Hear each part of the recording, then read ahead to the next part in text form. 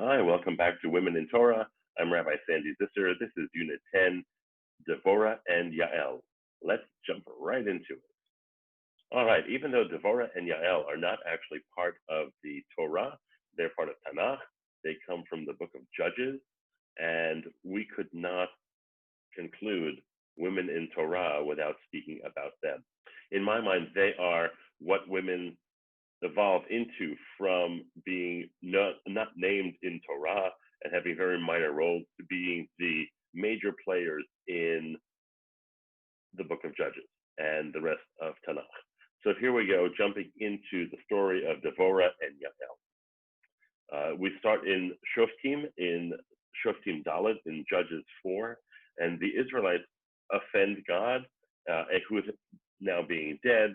God surrendered, gave Israel over to the Canaanites, and the army of King Javin of Canaan reigned over the land, and his army commander Sisera was ruling over the land, and the people were upset.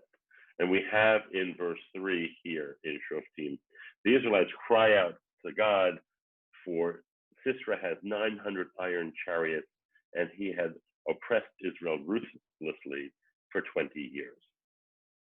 Now we enter Devorah, our heroine, or one of our heroines in the story, Devorah, and in verse 4, we are introduced to Devorah, the Deborah, and she's the wife of Lapidot, and she is listed as a prophetess, a Neviah, and she led Israel at the time. So we are introduced to Devorah, the prophetess, who is the spiritual connection for Bnei Israel at this time. In verse 5, we find that she used to sit under a palm tree between Ramah and Bethel in the hill country of Ephraim, and the Israelites would come to her for her decisions. In verse 6, she summons Barak, the son of Avinoam of Kadesh in Naphtali, and says to him, God commanded to go and march up to Mount Tabor and take with you 10,000 men of Naphtali and Zebulun. And I will draw Sisera, Jabin's army commander, with his chariot and his troops toward you up the Wadi Kishon, and I will deliver him into your hand. This is the info that she tells Barak. But Barak says, if you will go with me, I will go. If not, I will not go. So he has doubts what God is saying here through Devorah. And so Barak is hesitant and says, the only way I'm going to do this is if you go with me. And she says, really, in the next verse with no hesitation, very well, I will go with you, she answered. However, there'll be no glory for you in the course you are taking. For when God will deliver Sisera into the hands of a woman. So you have here a foreshadow from Devorah saying, sure, I'll go with you, but what's going to happen is that Sisera is going to be ultimately delivered into a woman's hands, not yours, Barak, because he is doubtful at this moment. So Devorah, at the end of verse 9, went with Barak to Kadesh. And in verse 10, Barak then rounds up troops from Zebulun and Naphtali at Kadesh.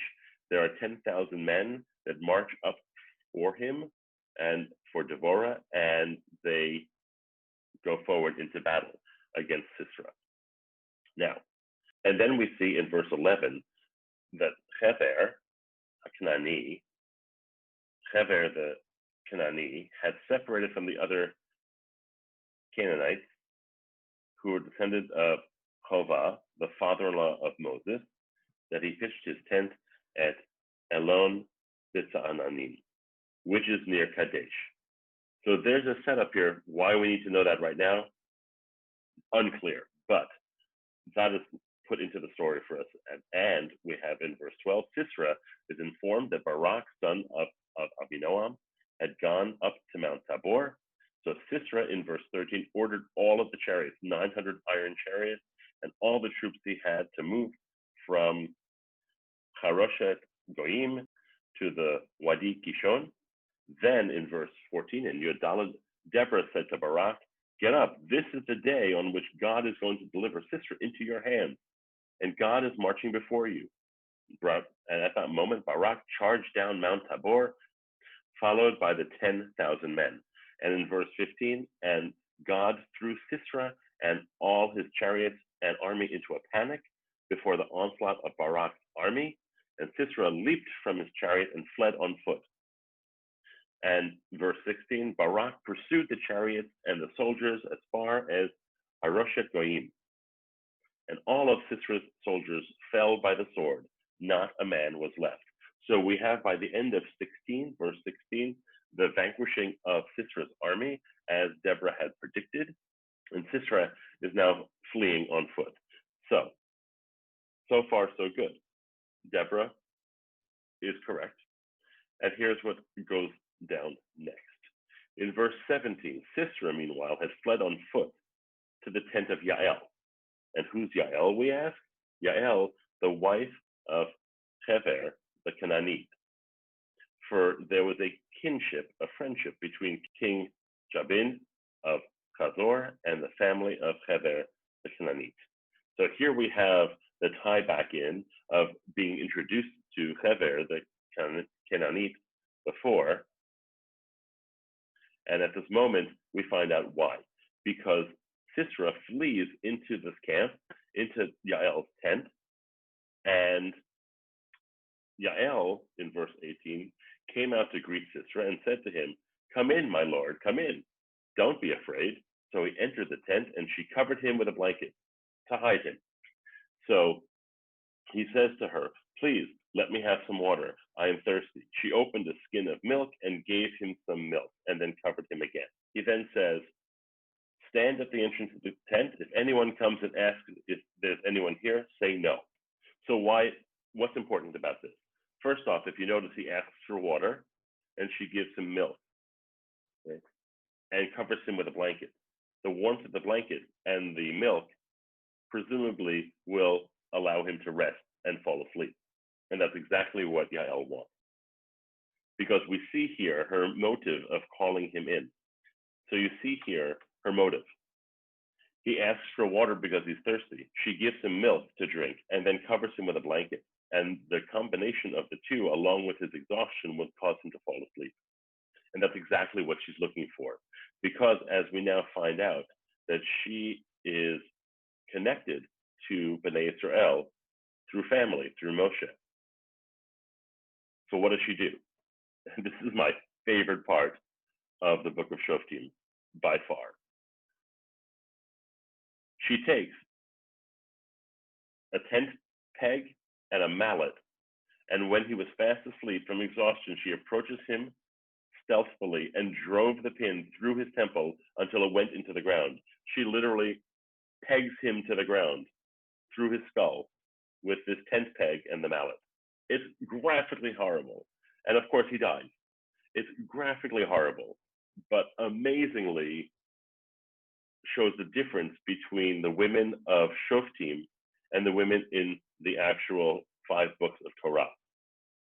You would never find this as something that goes on in the Torah from a woman, right? The mirror to this story in Torah would be Pinchas and his zealous move at killing those 2 folks, the man and woman in the tent in his story. And that is seen as a negative by everyone, especially Moshe. But here you have action and danger and suspense by a woman who takes matters into her own hands, sets this guy up and kills him. Right? And after that, Barak appears in pursuit of Sisera. Yael went out to greet him and said, "Come, I will show you the man you're looking for." He went inside with her, and there Sisera was lying dead with the pin in his temple. Amazing, amazing story. And in verse 23, on that day, God subdued King Jabin of Canaan, before the Israelites, the hand of the Israelites was harder and harder on the king until they destroyed him and took back their freedom. And this is the end of that prophecy that Devorah gives at the beginning of the story, that Sisera will be defeated by the hand of a woman.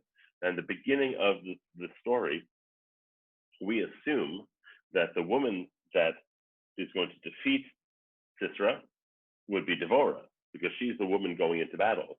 So Yael is a mystery piece in this story, which then brings out the victory for us.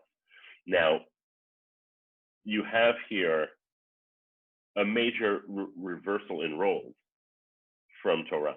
Women are powerful, they are strong, they are action. And they're smarter than men, which probably hold true the entire time. We just didn't see it because of the way the Torah is written. Okay, so now let's switch to Shoftim Hey, Judges 5, and let's take a look, because this is an interesting piece. Right after the entire story is told, we have a retelling of the story by Barak, the son of Avinoam, in song, much like in the Torah when Moshe sings the Song of Songs and Miriam and the women dance and sing after the crossing of the sea. This seems to mirror that concept of having celebration and song and retelling the story in song.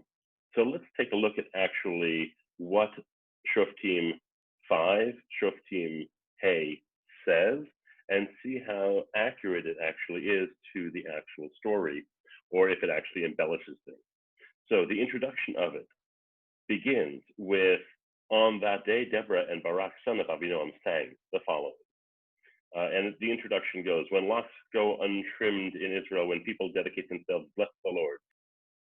I will sing to the Lord, with him the Lord and God of Israel. O Lord, when you came forth from Seir, advanced from the country of Edom, the earth trembled, the heavens ripped, yea, the clouds dripped water, the mountains quaked before the Lord, him of Sinai, before the Lord, God of Israel.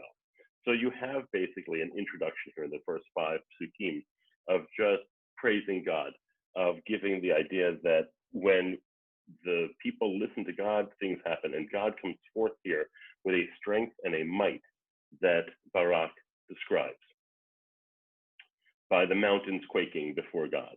And in verse 6, in the days of Shamgar, son of Anas, in the days of Yael, caravans ceased, and wayfarers went by roundabout paths. Deliverance ceased in Israel, till you rose, O Deborah, arose, O mother in Israel. So here Barak is praising both Yael and Devorah as the people involved in this story that make a difference. Things were bad until these two appear. And when they chose new gods, was there a fighter then in the gates? No shield or spear was seen among 40,000 in Israel. And the concept that when they were invaded, that they had no people rising up and defending their own. In verse 9, my heart is with Israel's leaders, with the dedication of the people. Bless the Lord. You riders on tawny she-asses, you who sit on saddled rugs, and you wayfarers, declare it. Louder than the sound of archers. There among the watering places, let them chant the gracious acts of the Lord, his gracious deliverance of Israel. Then did the people of the Lord march down to the gates. So it wasn't until this moment where Barak says Israel actually had a savior in the form of Yael and Devorah that they were able to actually march and move forward. So it is giving this background story of how the victory actually happened. So you have in verse 12, Barak using the same terminology of awake, awake, O Deborah, awake, awake, strike up the chant. Arise, O Barak, take your captives, O son of Abinoam. It's very similar to what Devorah says to Barak, to get up and fight. It's now is your day to do so, Barak. So he does give homage to this moment. And then was the remnant made victor over the mighty. The Lord people won my victory over the warriors. So he then continues and says that this was the moment where the tides turned. This is the moment where we rose up, and defeated the oppressors by the help of the Lord. And he gives details that from Ephraim came they whose roots are in Amalek. After you, your kin Benjamin. From Machir came down leaders. From Zebulun, such as hold the martial staff. And Issachar's chief were with Devorah as Barak. So was Issachar, rushing after him into the valley. So here's the description of the 10,000 warriors that Barak and Devorah amass and then attack the forces of Sisera. And in 14 and 15, you get more detail of the actual folks involved in this attack. So you see that the detail here is much more than in the original story of who actually comes to fight. And in 16, why then did you stay among the sheepfolds and listen as they pipe for your flocks? Among the clans of Reuben were great searching of heart. Gilad tarried beyond the Jordan, and Dan, why did he linger by the ships? Asher remained at the seacoast and tarried at his landing. Zebulun is the people that mocked at death. Naphtali on the open heights. And he lists here the tribes that didn't help as well, which is what we see from the original story, where we're told that the troops come from certain tribes. And he gives detail of what the other tribes were doing instead of actually fighting.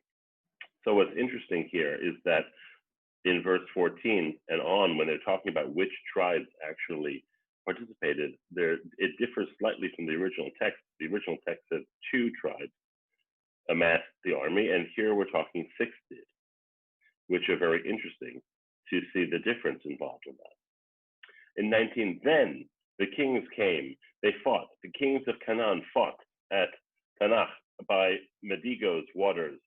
They got no spoil of silver. The stars fought from heaven. From their courses, they fought against Sisera. In verse 21, the torrent Kishon swept them away. The raging torrent, the torrent Kishon. March on, my souls, with courage. So here's Barak describing what's going on during the battle on some poetic level. In verse 22, then the horses' hooves pounded as headlong galloped the steeds. Curse Meroz, said the angel of the Lord. Bittering curse its inhabitants, because they came not to be the aid of the Lord, to the aid of the Lord among the warriors. Most blessed of the women be Yael, wife of Hever, the Kenite. Most blessed of women in tents. So here he is actually introducing Yael into this song and giving her the exact honor that she deserves. She is being heralded as the most blessed of women, be Yael, listing, and he asked in 25, meaning Sisera, he asked for water, she offered milk. In a princely bowl, she brought him curds. And you have here the retelling of the story that he hears from Yael, which is exact. Right? He says that Sisera asked for water, she offered him milk, she brings him the milk to obviously make him sleepy. In 26, her hand reached for the tent pin, her right for the workman's hammer. She struck Sisera, crushed his head, smashed and pierced his temple, which is exactly the answer to our question of will he embellish the story and make himself more important, or actually give all the credit to the women of this story, which it seems he is. Which also shows you the importance of the women at this time period, about how they can also be a warrior as the men can. At 27, at her feet he sank, lay outstretched. At her feet he sank, lay still. Where he sank, there he lay, destroyed. Giving her exactly what the story validates the idea that the men and women on the battlefield are equal. In verse 28, through the window peered Sisera's mother. Behind the lattice she whined, why is his chariot so long in coming? Why so late the clatter of its wheels? So now 28 on is not part of our original story. So somehow we have this concept of what Sisera's mother is doing, longing for her son to come home, wondering why he's so late. And in 29, the wisest of her ladies gave answer. She too replied to herself, they must be dividing the spoils they have found, a damsel or two for each man. Spoil of dyed cloth for Sisera, spoil of embroidered cloth, a couple of embroidered cloth round every neck as spoil. So may all your enemies perish, O Lord, but may his friends be as the sun rising in might, and the land was tranquil for 40 years. So it's an interesting idea of the ending of this story, where it turns to Sisera's mother, who expects him coming home and obviously is fantasizing with the maidens in the household about what must be keeping him, which is just clearly an interesting concept. And what's very interesting about this ending is that Sisera's mother accepts the concept, but what we really do know is that the real answer lies in verse 31. So may all your enemies perish, O Lord, but may his friends be as the sun rising in might, because she accepts that explanation as acceptable and as fact, but we know the truth, which is the irony of how this story ends. The mighty fall, and the land is tranquil for 40 years under Devorah's leadership. And that is an amazing piece, because we have here the concept that the women in the book of Shoftim, and actually the women outside of the Torah itself, are much more powerful and involved than the women who are actually in the Torah. You have clearly people realizing that the women can be as useful, if not more useful, in battle and against their enemies, and wise in their judgment as Devorah is. So biblical scholars suggest that the Song of Deborah, the Song of Devorah, which we just looked at in chapter 5 of Shoftim, was written later and was added in to the original storyline as an embellishment and way of showing the power and persuasiveness of the women at the time.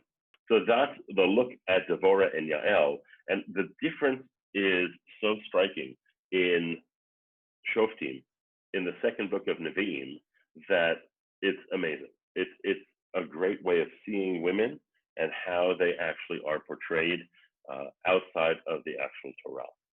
I hope you enjoyed that. Thank you for watching the series. See you soon.